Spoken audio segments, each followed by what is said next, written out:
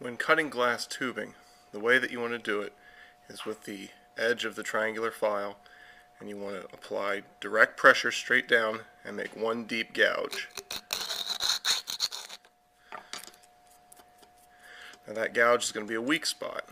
Now in order to break the glass tubing, hold the gouge that you just made away from yourself, put your thumbs behind it, and apply light pressure like you're breaking a pencil. And what you get is a fairly clean edge,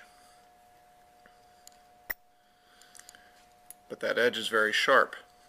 And if you compare it with this piece, you may be able to see that the piece we just cut has a sharp edge to it, whereas this one, which has been fire polished, is more rounded off. So the next step is to fire polish. When you fire polish the end of your cut glass tubing, you want to hold it on a 45-degree angle at the hottest part of the flame, which is the tip of the inner blue cone. And you want to constantly rotate it until, as you take it out and you look at it, you see that the edges are rounded off for that fire polished end. Alright, when you're heating for a glass bend, you want to position the glass right above the tip of that inner blue cone and constantly twist it to distribute the heat evenly.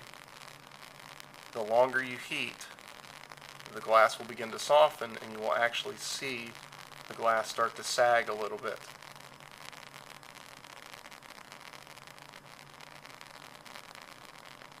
When you first start to notice that sagging, heat it a little bit longer.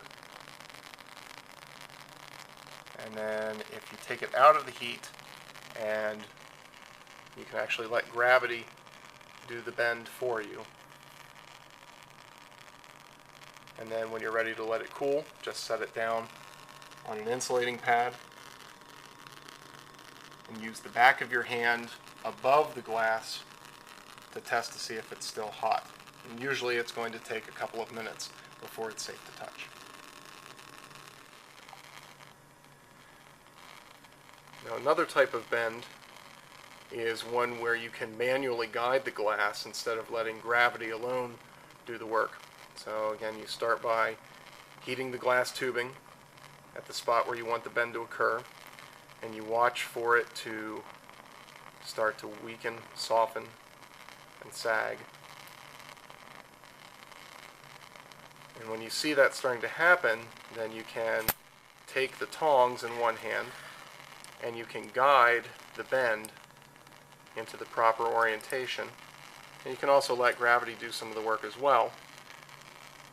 Alright, and then a few seconds outside of the flame in the cool air, it will harden sufficiently. And again, set it on the insulating pad to cool until it's safe to touch.